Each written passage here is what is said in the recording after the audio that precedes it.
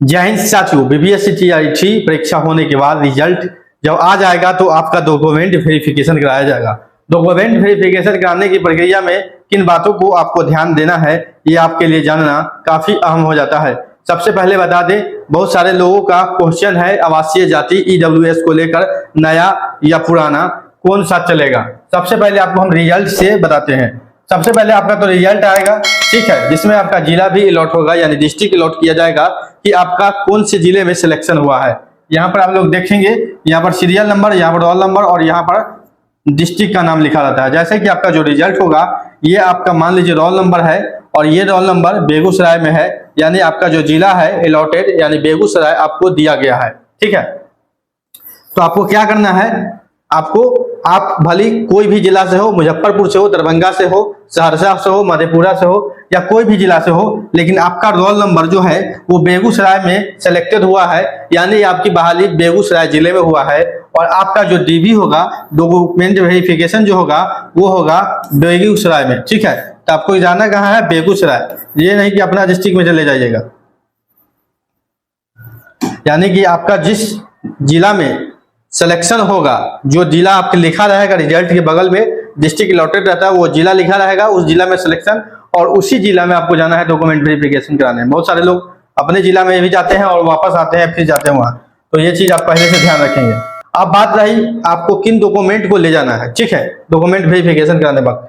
तो आपने पहले आवेदन किया होगा, तो आवेदन करने में जो आपको रिसिप्ट एक निकला होगा प्रिंट, ऑनलाइन फॉर्म भरने के बाद आपको एक आवेदन प्रिंट निकला होगा, जिसको आप लोग ने रखा भी होगा, ठीक है। उसको नहीं तो आप डाउनलोड भी अभी कर सकते हैं, जैसे कि उसको आईडी पासवर्ड जब लॉगिन कीजिएगा तो वहां से उस प्रिंट को भी डाउनलोड कर सकते हैं, आवेदन फॉर्म को, ठीक है। उसका एक कॉपी आपको लगेगा, ठीक है। उसके बाद आप बीपीएससी में जो एग्जाम दिए हैं उसका एडमिट कार्ड, ये वाला री एग्जाम का एडमिट कार्ड ले जाना है, जिस पर आपको स्टिकर शायद इस बार नहीं चिपकाया गया था, स्टिकर पिछले बार चिपकाया गया था जो परीक्षा कैंसिल हुआ था, ठीक है, वो लेना है। उसके बाद जो डॉक्यूमेंट आपने ऑनलाइन करने वक्त अपलोड किया था, यानी ऑनलाइन करने वक्त जो भी डॉक्यूमेंट आपने अपलोड किया था, जितना भी डॉक्यूमेंट अपलोड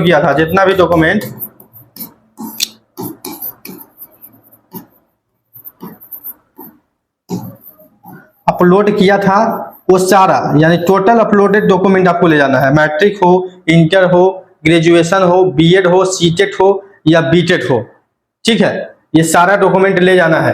आपको पहला नंबर बता दें कि 2 कॉपी जीरोक्स ओरिजिनल रखेंगे, 2 कॉपी ओरिजिनल का जो जीरोक्स कॉपी रख लेंगे 2 सेट में, और एक ओरिजिनल का अलग फाइल बनाएंगे, ठीक है, एक ओरिजिनल का भी अलग फाइल बनाकर वहां ले जाना है, ठीक है। और एक अहम चीज आपको ध्यान देना है कि आपके आधार में मोबाइल नंबर लिंक होना चाहिए आधार कार्ड में, क्योंकि ओटीपी का भी काम आता है। सबसे पहले बता दें, आईडी प्रूफ में आपको Aadhaar card, PAN card, driving licence, कोई तीनों में से कोई होगा चलेगा। जो अधिकतर जो छात्र हैं वो आधार कार्ड का इस्तेमाल करते हैं। जाति संबंधित जो प्रमाण पत्र है एनसीएल होते हैं, ओबीसी के लिए ईडब्ल्यूएस जो होते हैं, स्वर्ण आरक्षण यानी 10% आरक्षण के लिए आपको ईडब्ल्यूएस प्रमाण पत्र की आवश्यकता होती है। निवास प्रमाण पत्र आपको भी लगेगा, अगर बिहार से बाहर के छात्र हैं तो निवास देने का कोई भी आवश्यकता नहीं है, आधार के हिसाब से ही हो जाएगा। दिव्यांग प्रमाण पत्र आपको देना है, जिसमें 40% से प्लस 40% से अधिक जो है इस पर दिव्यांग शो होना चाहिए, ठीक है। उससे कम होगा तो वैलिड नहीं होगा, वो भी सिविल सर्जन से होना चाहिए, ठीक। आपको उसके बाद भूतपूर्व सैनिक है, स्वतंत्रता सेनानी है, ये सारे कैटेगरी है, इससे संबंधित आपको साक्ष्य देने होंगे। उसके बाद बताते हैं सीटेट हो, बीटेट हो, पेपर 1 या पेपर 2, यानी पेपर 1 होगा तो 1 to 5, पेपर 2 होगा 6 to 8, स्टेट में स्टेट 9-10 वाले का स्टेट पेपर 1 होगा 9-10, स्टेट पेपर 2 होगा 11-12। ये सारा डॉक्यूमेंट आपको ले जाना है ओरिजिनल के साथ, ठीक है। बिहार स्टेट की भी बात है, वैसे ही करना है। दक्षता परीक्षा आपने दिया होगा तो दक्षता सर्टिफिकेट ले जाएंगे। जन्म तिथि का प्रमाण पत्र आपके मैट्रिक के सर्टिफिकेट के हिसाब से होगा। बहुत सारे लोगों ने बोला कि मैंने जन्म तिथि गलत हो गया या पासिंग साल गलत हो गया, कुछ ऐसा बहुत सारे लोगों के साथ ही रहा है। तो उन सभी लोगों को मैं कहना चाहता हूं, आवेदन फॉर्म में तो सुधार नहीं होगा, लेकिन डॉक्यूमेंट वेरिफिकेशन कराने वक्त आपको उसमें मेंशन करवा सकते हैं। अगर नाम में त्रुटि हुआ तो शपथ पत्र लगा सकते हैं, या आपका 2 नाम है, कोई नाम मिसमैच है या कोई स्पेलिंग मिसमैच है, तो आपको एसडीओ वाला शपथ पत्र से आप उसमें सुधार करवा सकते हैं, ठीक है। उसके बाद आपको बता दें, शैक्षणिक प्रमाण पत्र जो है वो सारा लगेगा आपको। हमने पता ही बताया है कि मैट्रिक इंटर लगेगा, 1 to 5 है तो मैट्रिक इंटर, डीएलएड और सीटेट या बीटेट 1 पेपर 1 का सर्टिफिकेट इतना लगेगा, एक आईडी प्रूफ। बीएड एमएड जो भी है डीएलएड उस सभी का प्रमाण पत्र आपको देना है। 9-10 के लिए भी सेम प्रोसेस है, वही ग्रेजुएशन आपका स्टेट बढ़ जाएगा। और इस बाकी जितना है आपको वही पेपर है जो इस क्लास का है उस हिसाब से आपको देना होगा।